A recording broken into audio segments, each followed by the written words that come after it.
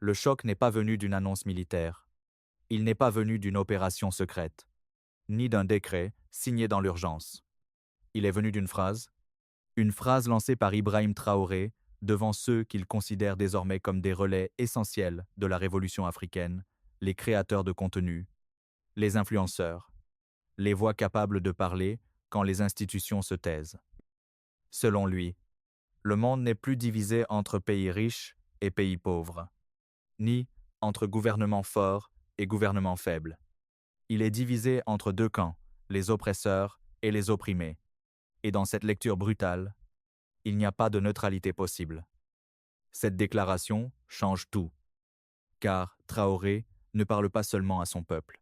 Il parle à une génération africaine qui doute des discours officiels, qui observe les guerres, les ressources pillées, les frontières fragilisées, et qui se demande pourquoi le continent reste enfermé dans la dépendance alors qu'il possède tant de richesses. Son message est direct, la souveraineté ne se gagne pas seulement avec des armes, des lois ou des réformes. Elle se gagne aussi dans les esprits. Celui qui contrôle le récit contrôle la perception. Celui qui contrôle la perception influence la colère, l'espoir, la peur et la direction politique d'un peuple. C'est pourquoi Ibrahim Traoré demande de parler davantage. Pas pour occuper l'espace, pas pour chercher l'applaudissement, mais pour étouffer. Selon lui, le discours propagandiste des puissances impérialistes et de leurs relais locaux. Dans cette stratégie, le silence devient une faiblesse, la parole devient une arme, et la communication devient un front de combat. Mais ce discours devient encore plus explosif lorsqu'il invoque Thomas Sankara, en rappelant que l'on aurait tenté d'effacer ses archives, ses traces et sa mémoire. Traoré ne fait pas seulement référence à un héros assassiné, il crée un lien entre deux époques. Il affirme qu'une révolution peut perdre un homme, mais survivre dans une idée. Ce choix n'est pas innocent. En plaçant son combat dans l'héritage de Sankara, Ibrahim Traoré ne cherche plus seulement à gouverner le Burkina Faso, il cherche à inscrire son pouvoir dans une mission historique plus grande, réveiller les consciences africaines, briser les récits imposés, et pousser le continent vers une souveraineté réelle. Mais plus ce message se propage, plus il menace des intérêts installés, et c'est là que commence le véritable affrontement. Pour comprendre pourquoi le discours d'Ibrahim Traoré rencontre aujourd'hui un tel écho, il faut regarder le contexte dans lequel il s'est imposé. Son ascension ne s'explique pas uniquement par les événements du Burkina Faso. Elle s'inscrit dans une transformation beaucoup plus large qui touche l'ensemble du Sahel et une partie du continent africain. Depuis des décennies, de nombreux États africains vivent une contradiction profonde. D'un côté, ils disposent d'immenses ressources naturelles, d'une population jeune et d'un potentiel économique considérable. De l'autre, ils continuent à faire face à l'instabilité, à la pauvreté, à l'endettement et à des crises sécuritaires répétées. Cette contradiction a progressivement nourri une frustration collective. C'est dans cet environnement que le discours souverainiste a commencé à gagner du terrain. Pour une partie croissante de la jeunesse africaine, les promesses formulées après les indépendances n'ont jamais produit les résultats attendus. Les institutions héritées de l'époque coloniale sont souvent perçues comme inefficaces. Les modèles politiques importés sont accusés de ne pas répondre aux réalités locales. Quant aux élites traditionnelles, elles sont régulièrement soupçonnées d'entretenir des relations privilégiées avec des intérêts étrangers plutôt qu'avec leur propre population. Ibrahim Traoré a compris cette colère. Au lieu de présenter les difficultés du Burkina Faso comme des problèmes isolés, il les intègre dans un récit plus vaste. Selon cette lecture, les crises africaines ne seraient pas uniquement le résultat d'erreurs internes. Elles seraient aussi alimentées par un système international qui favorise certains acteurs au détriment d'autres. Cette approche lui permet de transformer une lutte nationale en combat continental. Lorsqu'il parle du Burkina Faso, il parle également du Mali. Lorsqu'il évoque les difficultés du Sahel, il fait référence au Soudan, au Congo et à d'autres zones de conflit. Son objectif est clair: convaincre les Africains que leurs problèmes sont liés et que leurs réponses doivent l'être également. Cette stratégie politique possède un avantage considérable. Elle permet à Traoré de dépasser les frontières nationales et de toucher un public beaucoup plus large que celui d'un simple chef d'État. Ses discours circulent sur les réseaux sociaux, sont repris par des influenceurs et alimentent des débats dans de nombreux pays africains. Plus son message voyage, plus son image évolue. Pour ses partisans, il devient le symbole d'une résistance à l'ordre établi. Mais cette montée en puissance repose aussi sur une autre idée centrale, la bataille de l'information. Dans son intervention, Traoré insiste à plusieurs reprises sur la nécessité de parler. Beaucoup parler, toujours parler. Cette insistance n'est pas anodine. Il cite l'exemple de dirigeants révolutionnaires qui considéraient la communication comme un instrument politique majeur. Dans sa vision, les peuples ne peuvent défendre leur souveraineté que s'ils comprennent les mécanismes qui influencent leur quotidien. C'est pourquoi il appelle les créateurs de contenu à jouer un rôle actif dans cette prise de conscience. Selon lui, les adversaires du changement disposent déjà d'un avantage considérable. Ils possèdent des réseaux d'influence, des relais médiatiques, des institutions et des ressources financières capables de diffuser leurs récits à grande échelle. Face à cette puissance, les souverainistes ne peuvent pas rester silencieux. Le véritable champ de bataille devient alors la perception. Qui explique l'histoire? Qui définit les responsabilités? Qui désigne les héros et les coupables? Qui façonne la mémoire collective? Ces questions occupent une place centrale dans la stratégie de Traoré. C'est également pour cette raison qu'il accorde une importance particulière à Thomas Sankara. En rappelant les tentatives supposées d'effacement de son héritage, il met en avant une idée essentielle: contrôler la mémoire, permet de contrôler l'avenir. Mais derrière ce discours sur la souveraineté, la mémoire et la communication se cache un défi encore plus ambitieux. Ibrahim Traoré ne cherche pas uniquement à changer la manière dont les Africains regardent leur passé. Il veut transformer leur manière d'imaginer leur futur. Et c'est précisément cette ambition qui va bientôt provoquer des réactions beaucoup plus dures de la part des forces qui se sentent directement visées par son projet politique. À mesure que le message d'Ibrahim Traoré se diffuse, les lignes de fracture deviennent de plus en plus visibles. Ce qui ressemblait au départ à un simple discours souverainiste se transforme progressivement en affrontement idéologique. Et plus cet affrontement gagne en intensité, plus les réactions se multiplient. La première opposition vient d'une partie des élites africaines elles-mêmes. Dans son intervention, Traoré cible directement ceux qu'il considère comme des produits du système qu'il combat. Il évoque des intellectuels, des responsables politiques et des acteurs influents qui, selon lui, ont adopté sans recul les modèles venus de l'extérieur. Pour ces élites, le langage révolutionnaire représenterait un risque. Elle privilégie généralement la stabilité institutionnelle, les partenariats internationaux et une approche plus prudente des relations diplomatiques. Traoré, au contraire, estime que cette prudence a souvent servi à maintenir le statu quo. Cette divergence crée une tension croissante. D'un côté, les défenseurs du changement radical affirment que l'Afrique ne peut plus avancer en suivant des schémas qui ont montré leurs limites. De l'autre, les partisans de la continuité craignent que la rupture ne produise davantage d'instabilité, mais ce débat ne se limite pas au cercle politique. Il touche également la jeunesse. Traoré insiste régulièrement sur un point: une génération qui ignore son histoire ne peut pas comprendre les enjeux du présent. Selon lui, l'absence de conscience historique facilite toutes les formes de manipulation. C'est pourquoi il appelle les créateurs de contenu à devenir des acteurs de sensibilisation et non de simples observateurs. Cette stratégie rencontre un succès évident auprès d'une partie du public. Chaque discours alimente des discussions. Chaque prise de position suscite des réactions. Chaque appel à la souveraineté renforce le sentiment qu'un nouvel espace politique est en train d'émerger.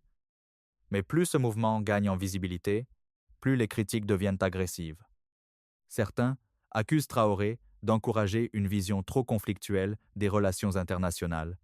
D'autres estiment qu'il simplifie des réalités complexes en opposant systématiquement impérialistes et peuples opprimés.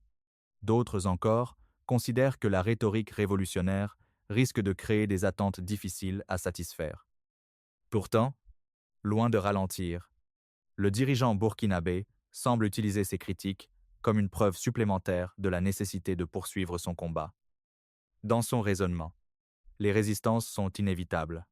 Toute tentative de transformation profonde dérange des intérêts établis. Toute remise en question des équilibres existants provoque des réactions de défense. Cette logique apparaît clairement lorsqu'il évoque les conflits qui déchirent plusieurs régions du continent. Selon lui, de nombreuses guerres ne peuvent être comprises uniquement à travers leur dimension locale. Derrière certaines crises se cacheraient des influences extérieures, des rivalités géopolitiques et des stratégies visant à maintenir la division entre peuples africains. C'est ici que le conflit prend une dimension encore plus importante. Car Ibrahim Traoré ne présente plus seulement la souveraineté comme un objectif national, il la présente comme une condition indispensable à la survie politique du continent. Et dans cette bataille, il considère que l'information, la mémoire historique et l'éveil des consciences sont aussi importants que les décisions gouvernementales elles-mêmes. Cette vision attire de nouveaux soutiens, mais elle attire également de nouveaux adversaires. Et plus les camps se définissent clairement, plus une question devient incontournable. Quelle est la véritable stratégie qui se cache derrière cette offensive politique, médiatique et idéologique menée par Ibrahim Traoré? C'est précisément cette stratégie qu'il faut maintenant décrypter. Pour comprendre la logique d'Ibrahim Traoré, il ne suffit pas d'écouter ses déclarations les plus spectaculaires. Il faut observer la manière dont il construit son récit politique. Car derrière les mots, derrière les appels à la souveraineté et derrière les références révolutionnaires, se dessine une stratégie cohérente dont l'objectif dépasse largement la gestion quotidienne du Burkina Faso. La première composante de cette stratégie consiste à redéfinir le problème. Pendant longtemps, de nombreux gouvernements africains ont présenté les difficultés économiques, sécuritaires ou institutionnelles comme des défis essentiellement nationaux. Traoré adopte une approche différente. Il relie ces difficultés à un cadre géopolitique beaucoup plus vaste. Dans sa vision, les crises africaines ne peuvent pas être analysées sans prendre en compte les rapports de force internationaux, les questions de sécurité, de développement, d'endettement, d'industrialisation ou même de gouvernance seraient influencées par des mécanismes extérieurs qui limitent la marge de manœuvre des États africains. Cette lecture change la nature du débat. Si le problème est international, alors la réponse doit également dépasser les frontières nationales. C'est précisément ce qui explique son insistance sur l'unité africaine. Contrairement à une coopération symbolique ou institutionnelle, Traoré évoque une union fondée sur des intérêts communs, une mémoire partagée et une volonté collective de défendre la souveraineté du continent. Selon lui, les divisions actuelles profitent principalement à ceux qui souhaitent conserver leur influence. Cette idée apparaît lorsqu'il évoque les conflits qui touchent différentes régions africaines. Derrière chaque guerre, derrière chaque crise prolongée, il voit un affaiblissement de la capacité du continent à parler d'une seule voix. La deuxième composante de sa stratégie concerne l'économie. Dans son discours, il cite l'exemple d'une entrepreneur burkinabé dont l'usine avait été fermée avant d'être soutenue par les nouvelles autorités. Cet exemple n'est pas choisi au hasard. Il illustre une conviction fondamentale. L'Afrique ne peut pas atteindre la souveraineté politique sans construire une souveraineté économique. Produire localement, transformer localement, consommer localement. Cette formule résume une partie importante de sa vision. Selon lui, exporter des matières premières, tout en important, des produits transformés, maintient les économies africaines dans une position de dépendance. À l'inverse, développer les capacités industrielles locales permettrait de créer de la valeur, de l'emploi et davantage d'autonomie. Mais cette transformation se heurte à un obstacle majeur. Traoré évoque à plusieurs reprises ce qu'il considère comme une alliance entre certaines élites économiques et des intérêts extérieurs. Dans son analyse, une partie de la bourgeoisie africaine aurait intérêt à préserver le système existant parce qu'elle en tire des avantages. C'est pourquoi il affirme que le changement de mentalité ne suffit pas toujours. Parfois, dit-il en substance, la révolution doit forcer certaines évolutions lorsque les résistances deviennent trop fortes. Cette affirmation révèle la troisième dimension de sa stratégie, la transformation culturelle. Pour Ibrahim Traoré, la souveraineté commence dans les esprits. Un peuple qui ne connaît pas son histoire peut difficilement défendre ses intérêts. Un peuple qui ne comprend pas les mécanismes géopolitiques risque d'accepter des situations qui vont à l'encontre de ses propres aspirations.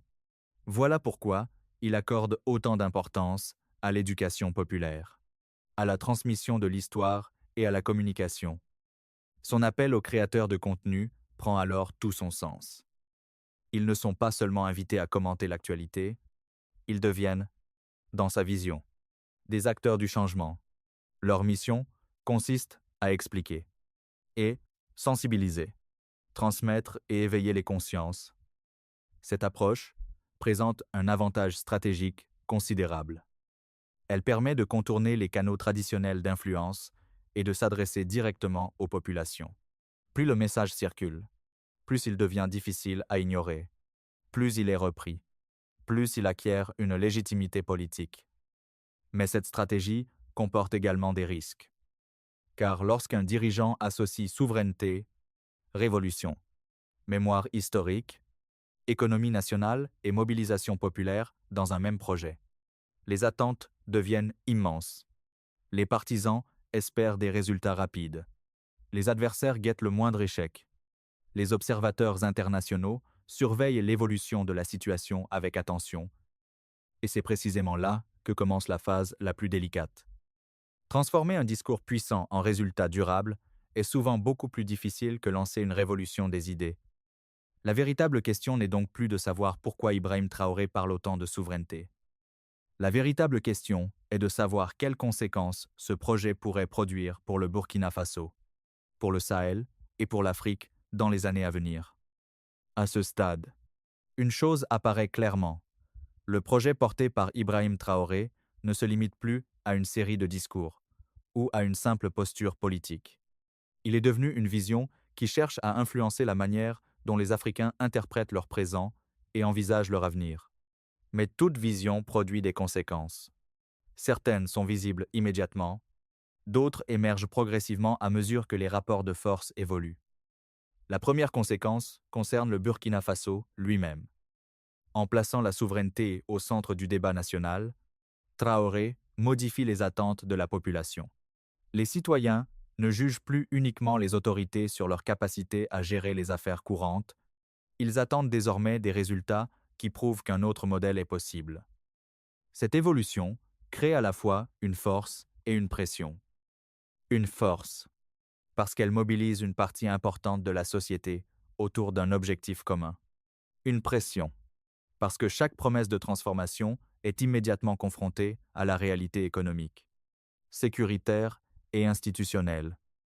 Plus le discours est ambitieux, plus les résultats attendus sont élevés. Cette dynamique ne concerne pas uniquement le Burkina Faso. Dans plusieurs pays africains, les prises de position d'Ibrahim Traoré alimentent des débats sur la souveraineté économique, la gestion des ressources naturelles, la place des puissances étrangères et le rôle des élites nationales.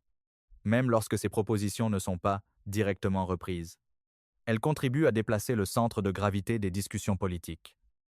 C'est là l'une de ses plus importantes réussites stratégiques. Avant même de transformer totalement les structures, il cherche à transformer les questions que les populations se posent. Pourquoi certaines richesses profitent-elles davantage à des acteurs extérieurs qu'aux populations locales? Pourquoi certains modèles de développement produisent-ils des résultats limités? Pourquoi les conflits persistent-ils malgré des décennies d'intervention et de programmes internationaux? Plus ces interrogations se répandent, plus le récit souverainiste gagne du terrain, mais cette progression entraîne également des réactions. Les acteurs qui bénéficient de l'ordre existant n'observent pas cette évolution avec indifférence. Les critiques se multiplient. Certains dénoncent un discours trop idéologique. D'autres mettent en garde contre les risques d'isolement ou de confrontation. D'autres encore considèrent que les problèmes africains sont plus complexes que l'explication proposée par les mouvements souverainistes. Ces critiques ne disparaîtront probablement pas. Au contraire, elles risquent de s'intensifier à mesure que le projet de Traoré gagne en visibilité. Dans son discours, il évoque souvent l'existence de mécanismes capables de ralentir ou de bloquer les changements profonds. Il parle d'institutions, de réseaux d'influence, de cadres politiques et économiques qui, selon lui, protègent les intérêts dominants. Cette conviction explique pourquoi il présente la révolution comme un processus long plutôt que comme un événement ponctuel. Selon cette logique, la bataille ne se joue pas uniquement dans les palais présidentiels. Elle se joue dans les écoles. Elle se joue dans les médias. Elle se joue dans les entreprises. Elle se joue dans la manière dont les jeunes perçoivent leur avenir. C'est précisément pour cette raison qu'il insiste autant sur l'éveil des consciences. À ses yeux, un changement durable devient impossible si les mentalités restent identiques. Mais cette stratégie soulève une interrogation majeure. Que se passera-t-il si cette nouvelle génération adopte réellement la vision qu'il défend? Le paysage politique africain pourrait connaître des transformations profondes.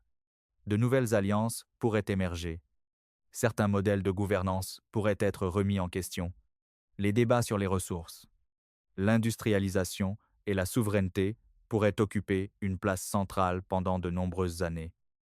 Pour les partisans de Traoré, cette perspective représente une opportunité historique. Pour ses adversaires, elle représente une menace potentielle pour des équilibres établis depuis longtemps. Et c'est précisément dans cette confrontation entre espoir et résistance que se joue désormais l'avenir de son projet politique.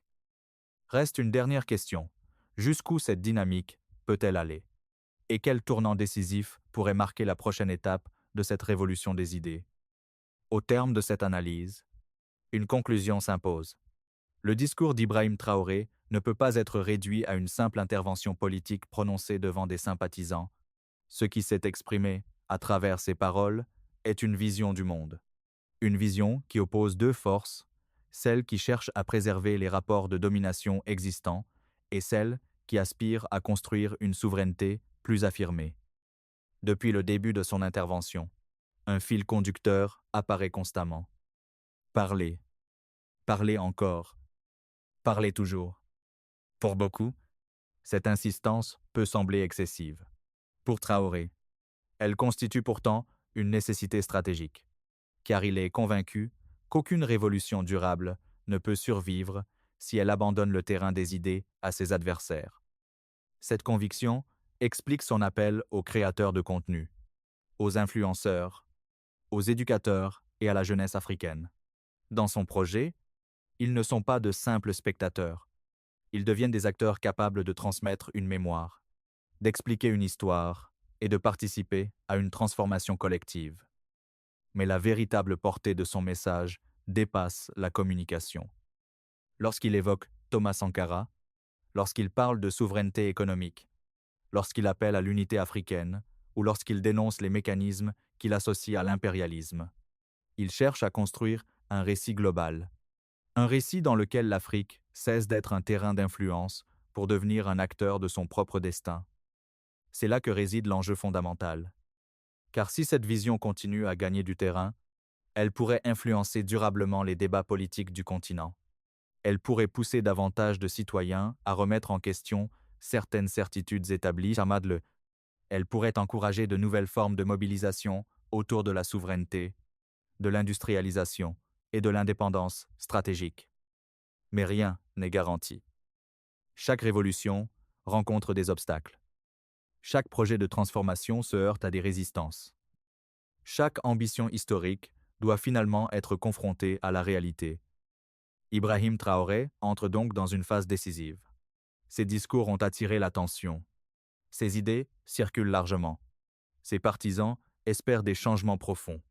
Ses adversaires surveillent chacun de ses mouvements. La prochaine étape ne dépendra plus seulement de la force des mots. Elle dépendra de la capacité à transformer ces mots en résultats visibles, durables et capables de convaincre au-delà des cercles déjà acquis à sa cause. Une chose est certaine cependant. Le débat qu'il a contribué à ouvrir ne disparaîtra pas facilement. La question de la souveraineté africaine, de la maîtrise des ressources, de la mémoire historique et de la place du continent dans le nouvel ordre mondial est désormais au cœur de nombreuses discussions. Et tant que ces questions resteront sans réponse définitive, la voix d'Ibrahim Traoré continuera de résonner bien au-delà des frontières du Burkina Faso. Est-ce là son objectif le plus ambitieux, non pas seulement gouverner un pays, mais participer à une bataille d'idées dont l'issue pourrait influencer toute une génération africaine